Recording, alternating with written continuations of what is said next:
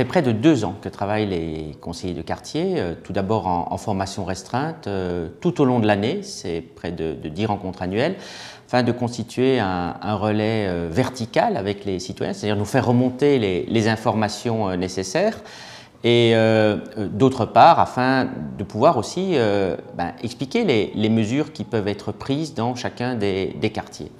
Ça fait la 2e année consécutive que nous tenons une réunion publique à Aguet. Plus d'une centaine de personnes étaient présentes pour évoquer les problèmes du quotidien, les problèmes de sécurité, les problèmes de propreté, les problèmes d'animation. Et pour l'avenir, on va encore amplifier le rôle des conseillers de quartier en développant leurs attributions et notamment rendant obligatoire leur consultation pour tout projet immobilier concernant plus de 10 logements. Ce n'était pas au maire de l'organiser, c'est un débat qui a été voulu par le président de la République, par l'État, donc c'était à eux d'organiser le débat. Tout ce qui était demandé au maire, c'était de mettre à disposition des salles, ce que j'ai fait. Je n'ai pas remarqué que c'est suscité un grand engouement. Je constate aussi que les résultats de ce grand débat sont relativement décevants, dans la mesure où un certain nombre de Français ont pu s'exprimer.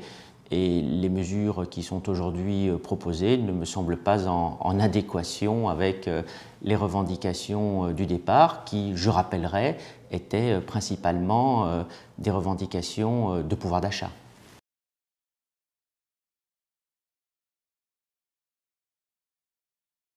Oui, je crois que c'est de l'essence même de la fonction du maire, c'est d'être à la rencontre des citoyens. C'est la raison pour laquelle chaque semaine, donc sur 52 semaines, j'ai décidé de me rendre dans un quartier à la rencontre de commerçants, d'associations, d'habitants, afin de pouvoir aborder ces sujets de vie quotidienne avec des représentants de l'administration et avec la volonté de pouvoir avoir une traduction immédiate pour ce qui peut se faire à court terme. Après, vous avez d'autres demandes qui se traitent sur du moyen ou sur du long terme, mais qu'on puisse avoir une réaction immédiate. Et après chaque réunion, vous avez un compte-rendu qui est rédigé, qui est publié, ce qui permet aussi un suivi, et je crois que c'est ça une action publique qui soit moderne et efficace. Elle doit être vivante et permanente. Vous avez certes les élections locales une fois tous les 6 ans, mais la démocratie locale, c'est cette écoute des citoyens qui se fait naturellement. C'est connaître leurs aspirations, connaître leurs attentes et être capable de le traduire au mieux. C'est ma façon de voir la démocratie. Je suis un partisan farouche de la démocratie représentative. Cette dernière ne doit pas être remise en cause, mais en revanche, il faut des élus qui fassent le job, si vous me permettez cette expression, et puis qui soient également responsables. Donc la démocratie locale est vivante si vous avez des élus qui font leur travail.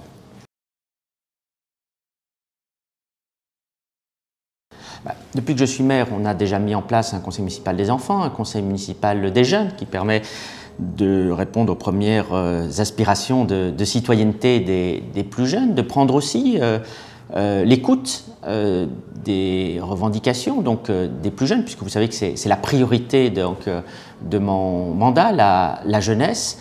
Et ensuite, il faudra bien entendu toujours moderniser par rapport à des demandes, je dirais, et des aspirations de la population. Je crois qu'une des demandes qui m'était faite, c'était de retransmettre les conseils municipaux. Lors du prochain conseil municipal, je ferai donc voter une délibération pour que dès la prochaine mandature en 2020, et les conseils municipaux puissent être retransmis et chaque citoyen puisse les suivre en direct. Les limites, c'est celle de la responsabilité. Il ne faut pas oublier que les élus portent cette responsabilité tout au long de leur mandat.